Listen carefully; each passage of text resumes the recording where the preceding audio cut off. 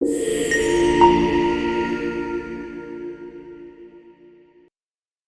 पूरा पैकेज था। देखिए, प्रातः काल का जीवन साधना भक्ति में, श्रवण कीर्तन में, और जीवन का जो दिन का जो अंतिम छोर है, रात्रि का समय है, उसमें भी भगवान की लीलाओं का श्रवण।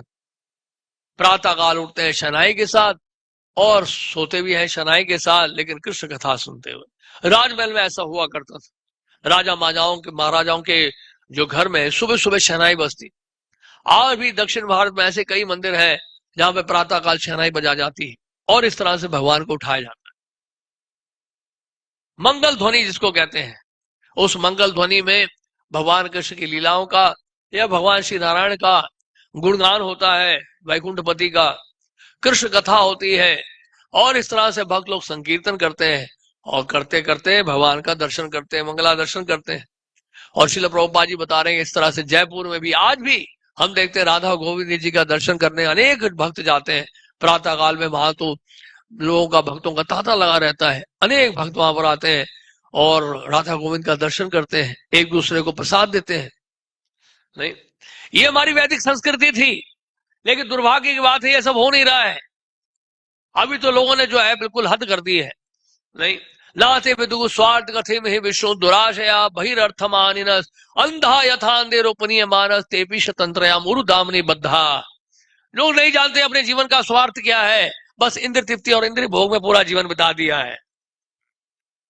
और इस कारण से क्या है, इंद्र सुख के लिए नूनम प्रमत्त कुरुते विकर्मा यत इंद्र प्रीति आपनोति, यानी कि विकर्म करने के लिए इंद्र तृप्ति में लगे हैं, प्रमत्त है यानी कि पागल एकदम से। और सुबह से ये शुरू हो जाता है। आजकल के बच्चे, आजकल की युवा बड़ी जा रहे हैं कहां पे, सुबह सुबह मॉल से निकलते हैं बेचारे पूरी रात जॉब करके, और सुबह सुबह निकल जाते हैं वहां पर वाइन शॉप और बियर शॉप के बाहर। वहां लाइन लगी रहती है, भगवान के मंदिर में नहीं जाते हैं सुबह सुबह, और वहां जाके बोतल खरीद के पीते हैं सुबह सुबह 4 बजे। ये हालत है, बहुत बुरा हाल है। और दूसरे हैं जो विषयी जीवन बिता रहे हैं और जो बहुत तपस्या कर रहे हैं अपने घर को चलाने के लिए, मकान को चलाने के लिए, परिवार को चलाने के लिए, प्रातः काल उठते ही बेड टी से शुरू करते हैं। टोस्ट और बेड टी, ये उनका ब्रेकफास्ट होता है। सुबह सुबह ही, सुबह सुबह कॉफी पी रहे हैं या चाय पी रहे हैं, पेट साफ नहीं हो रहा है, या सुबह से उठ के सिगरेट पी रहे हैं, उठते ही सिगरेट, क्योंकि आदत डल गई है, सिगरेट पीने से पेट साफ होगा, चाय पीने से पेट साफ होगा, और को लगता बढ़िया से पेट साफ हो रहा है। बीमारी पैदा कर रहे हैं लोग, रोग उत्पन्न हो रहा है प्रातः काल इस तरह से उठकर भगवान का ना दर्शन करते हुए। हो, भगवान का दर्शन ना करते हुए सुबह सुबह चाय कॉफी पीना और सिगरेट पीना, ये सब तो है नरक का रास्ता है। सुबह सुबह भगवान का दर्शन ना करके देखिए लोगों का क्या जीवन है, सोच के देखिए। और पूरी तरह गधे की तरह काम करके 2-4 पैसे इकट्ठे कर लिए और रात को आकर बस फिर से इंद्रिय भोग में लग गए और सो गए। इस तरह से पूरा जीवन बीत जाता है।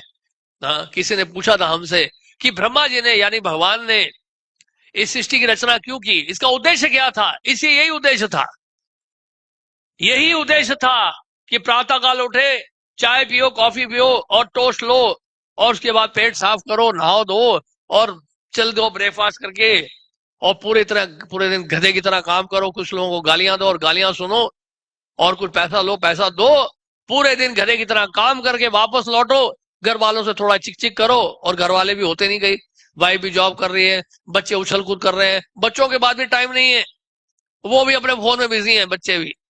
अब हर बच्चे को, छोटे छोटे बच्चों को, नन्हे मुन्ने को, चुन्नू मुन्नू को भी मोबाइल पकड़ा दिया है।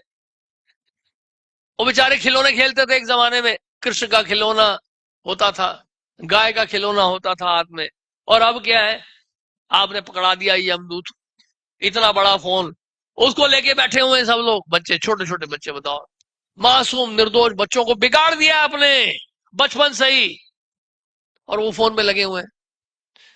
दुर्दशा है भैया, समाज की बहुत बड़ी दुर्दशा है, बहुत बुरा होने वाला है। भविष्य हमारा उज्जवल नहीं है इस देश का, भविष्य अंधकार में है अगर इस तरह से चलता रहा तो। क्या प्रशिक्षण दे रहे हैं हम लोग बचपन से, और फिर उसके बाद बच्चे लगे हुए हैं उस फोन पे लगे हुए हैं और अपना मुंह काला कर रहे हैं, दूसरों का भी मुंह काला कर रहे हैं। और उसके बाद फिर ये, उसके बाद बच्चों को स्कूल भेजना है, चलो जी स्कूल भेज, गाड़ी में, बड़ी गाड़ी में लेके जा रहे हैं। कोई तपस्या का जीवन नहीं है। बस में एयर कंडीशन, घरों में एयर कंडीशन, और वहां स्कूल में भी एयर कंडीशन। एडमिशन लेने से पहले पूछा जाता है क्या क्या सुविधा है स्कूल में, एयर कंडीशन है? नहीं। क्या क्या सुविधाएं आपके स्कूल में बताइए। कमरे कैसे हैं, क्लासरूम्स कैसे हैं, दिखाइए। यहाँ ब्रेकफास्ट मिलेगा बच्चों को? लंच की कोई व्यवस्था है? बाप रे बाप। और बच्चे स्कूल जाते भी हैं, थोड़े से बड़े होने लगते हैं, बस हमारी जो मासूम निर्दोष बेटियां हैं उनको भी फ्रॉक पहनाया जाता है। उनको बताया जाता है भैया ये ट्रेडिशनल साड़ी या ट्रेडिशनल जो है सलवार कमीज नहीं चलेगा, आपको तो है मॉडर्न बनना पड़ेगा। वस्त्र भी बताए जाते हैं, ऐसे ही वस्त्र पहनने हैं आपको, बाल इतने ही होने चाहिए, लंबे नहीं होने चाहिए। और लड़के आ रहे हैं, वो भी अमीर घरानों से आ रहे हैं, वो भी बिगड़े हुए हैं, सब बिगड़े हुए हैं। और ऐसे स्कूल में जाकर वहां पर जो है क्या बता रहे हैं, गंद मचा रहे हैं। कोई शिक्षा नहीं है, कोई संस्कृति नहीं, कोई सभ्यता नहीं। प्रातः काल देखिए, स्वयंभू मनो विश्व के सम्राट, वो प्रातः काल उठ रहे हैं, भगवान की लीलाएं सुन रहे हैं, सोने से पहले भगवान की लीलाएं सुन रहे हैं। लिखा नहीं यहाँ पर, क्या लिखा है? हृदय शृणव हरे हे कथा। पूर्ण पुरुषों तो भगवान की लीलाओं का श्रवण करते थे स्वयंभू। लेकिन आजकल कोई ऐसा स्कोप नहीं है, बिल्कुल भी, बिल्कुल बंडल हो गया, बिल्कुल खत्म हो गया है समाज। और इस तरह से पूरा जीवन बिताते हैं। तो इस तरह से आते हैं, रात को फिर सो जाते हैं, और बच्चों को इतना होमवर्क, इतना होमवर्क कि बस वो किताबों में जूझते रहते हैं बेचारे। किताबों का बोझ उठाकर जाते हैं, बड़ी मेहनत उनको करनी पड़ती है, पढ़ाई करनी पड़ती है। बचपन से उनको कॉर्पोरेट लाइफ के लिए ट्रेन किया जा रहा है कि अभी से ही गधे की तरह शुरू हो जाओ ताकि आगे चलकर दिक्कत ना हो। लेकिन चूंकि तपस्या का जीवन नहीं है, इसलिए जीवन में कभी भी कोई कष्ट आता है नहीं सहन कर पाते, कोई प्रशिक्षण ही नहीं है। आप देखिए स्वयंभू मनु, ये सब जितने बड़े बड़े ऋषि मुनि हुए, कर्दम मुनि, ये सब बचपन में प्रशिक्षण लिए हैं, गुरुकुल में गए हैं, हार्डकोर तपस्या का जीवन बताया वहां गुरुकुल में। यहां तक कि कृष्ण बलराम जब शांति मुनि मुनि के आश्रम में गए तो जंगल भेजा गया उनको। उनके गुरु ने कहा जाओ जंगल से लकड़ी काट के लाओ। अंधेरी रात, तूफान, आंधी, और वहां बरसात हो रही है, बादल गरज रहे हैं, हवा चल रही है, ठंडी ठंडी हवा चल रही है, और जंगल में जाकर जो है लकड़ी काट के ला रहे हैं। क्यों, किसी लकड़ी ला रहे हैं? यज्ञ करना है, यज्ञ करना है। और उसके बाद फिर क्या करना है? पूरे आश्रम की सफाई करनी है। गौशाला में जाओ, गोबर उठाओ, सब साफ करो, गाय की सेवा करो, वैदिक मंत्रों का उच्चारण करो, यज्ञ की तैयारी करो। सुबह सुबह उठ के नहाओ भोर में 3 बजे। कहा बाथरूम टॉयलेट नहीं है, इनकी अटैच बाथरूम, चंडाल योग बनाया हुआ हर घर में आजकल। घरों के अंदर ही बेडरूम के साथ ही टॉयलेट बाथरूम, बताओ। वो सारा गंदा हवा कमरे में आ रहा है, और कहने को हम कहते हैं नहा लिया, और हम ये बोलेंगे ब्राह्मण दीक्षित है हम। कौन से ब्राह्मण दीक्षित है भैया? स्नान करके आए और उसका जो गंदी हवा है टॉयलेट की, वो सब कमरे में घुस रही है। ये है चंडाल योग, इसको चंडाल योग कहते हैं। ये शास्त्रों के विरुद्ध है शौचालय का कमरे के अंदर होना। इसलिए होता था प्राचीन समय में, आज भी कई गांवों में है, कई जो पुराने घर है उसमें है कि टॉयलेट और शौचालय, बाथरूम, टॉयलेट बाहर है घर से, कमरे के अंदर कभी नहीं होता है। और सुबह सुबह बच्चों को जाओ जाओ नहा कराओ, वहीं पे शौच करो और वहीं पे स्नान करके आओ नदी में। तो सुबह सुबह जाते थे, प्रातः काल जो भी नदी होती थी वहां पर, उस नदी में स्नान करके आ गए, तैयार होके आ गए, फ्रेश होके आ गए, और धुले हुए वस्त्र पहने हुए। बस आप प्रातः काल जो है गुरुदेव आपको सिखाएंगे वैदिक मंत्रों का उच्चारण, यजुर्वेद ऋग्वेद से मंत्रों का उच्चारण। कितना दिव्य वातावरण होता होगा उस। नहीं, अभी क्या सिखा रहे हैं?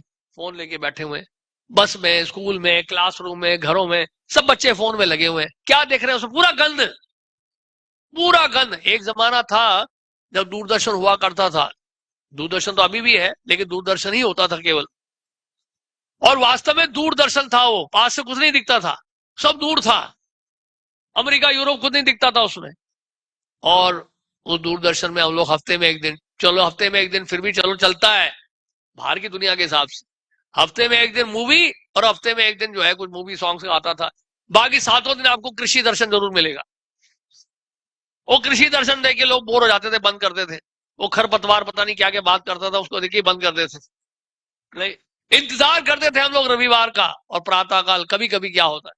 तो ऐसे में महाभारत का सीरियल शुरू हो गया, सड़कें खाली हो गई, सब खाली हो गए, छुट्टियां ले ली सबने, बैठ के लोग देख रहे हैं, बाल महाभारत का सीरियल देख रहे हैं, आनंद आ रहा है लोगों को। अच्छा लग रहा है, लेकिन अच्छी चीज हम देना नहीं चाहते। महाभारत रामायण ना देखकर गंद दिखा रहे हैं, और हमारे बच्चे, छोटे छोटे बच्चे टकटकी लगा के देख रहे हैं। बताओ, पूरे परिवार के साथ बैठे हुए हैं। क्या कल्चर है, क्या संस्कृति है, बताइए। बर्बाद कर दिया पूरे देश को।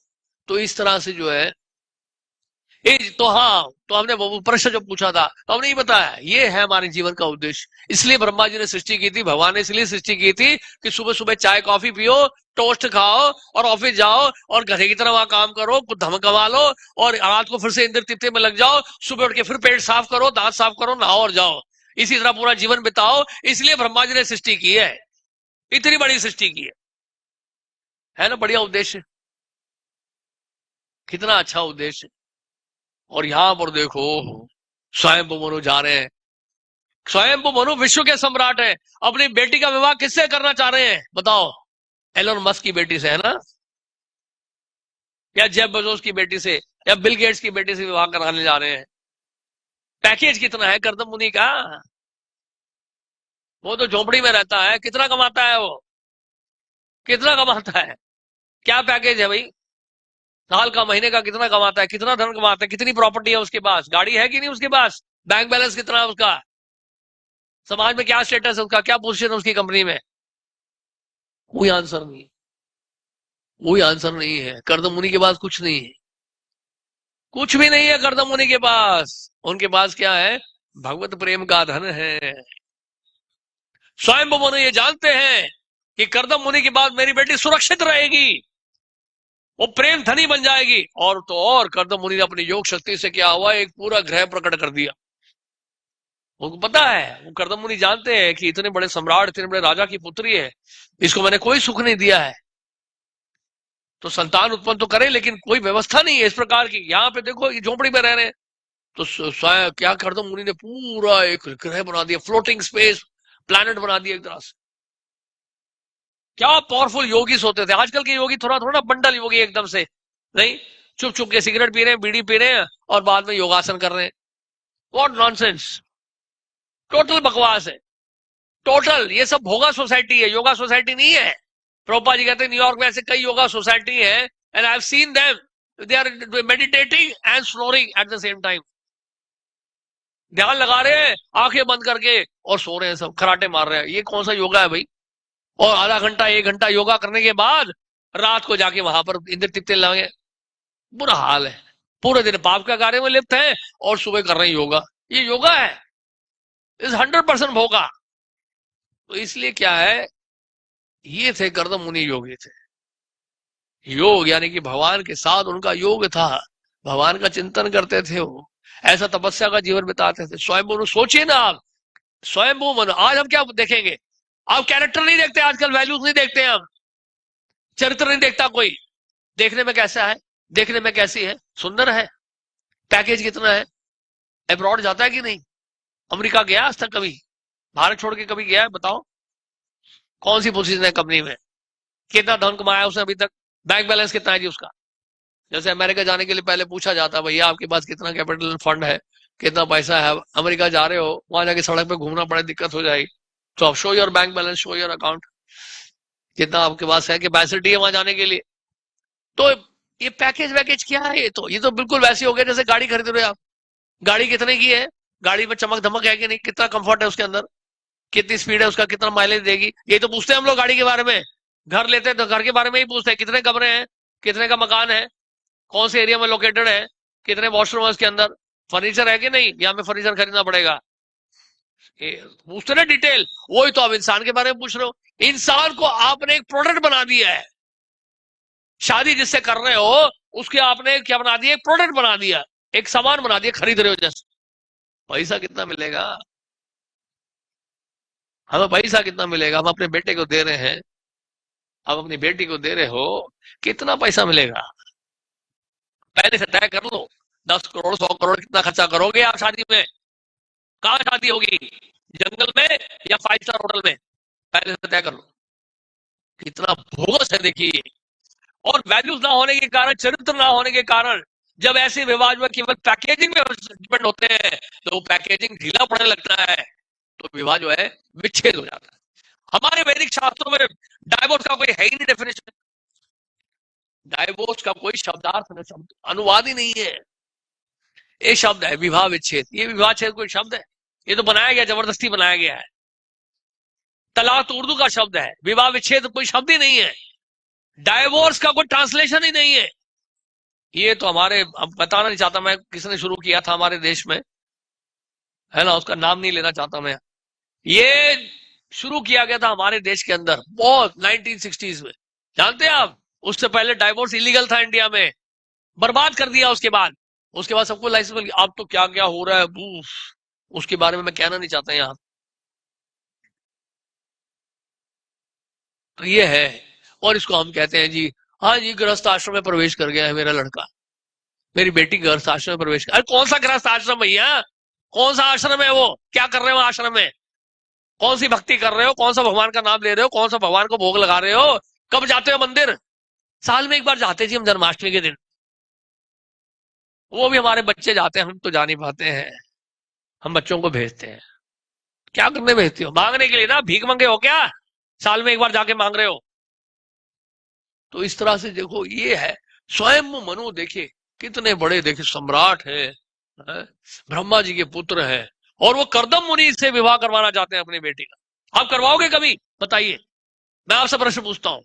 आप तो भक्त परिवार से हो, आप तो हरे कृष्णा कर रहे हो, हरे कृष्णा कर रहे हो, गीता पढ़ रहे हो, भागवत पढ़ रहे हो। मैं आपसे प्रश्न पूछता हूं, अगर आपको अपनी बेटी का विवाह करना हो, या अपने बेटे का विवाह कर रहे हो, आप बताओ, सच सच बताओ कि आप पैकेजिंग देखोगे या उसकी वैल्यू देखोगे, चरित्र देखो?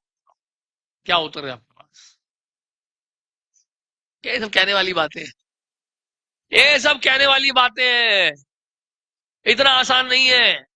बोले कि प्रभु जी भी प्रैक्टिकल, आप तो बात कर रहे हैं स्वयंभू मनु की, ये सृष्टि के प्रारंभ में था, अब हम 2022 में, 2023 में, नया साल शुरू हो गया है, अब पुरानी बातें कर रहे हो अभी भी।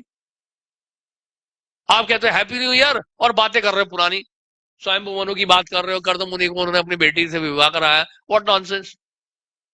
लेकिन याद रखिए, स्वयंभू ने विवाह तो कराया, लेकिन उन्होंने ये नहीं कहा कर्दम मुनि को कि आप हमारे घर में आ जाओ, महल में, हमारे महल में आके रहो।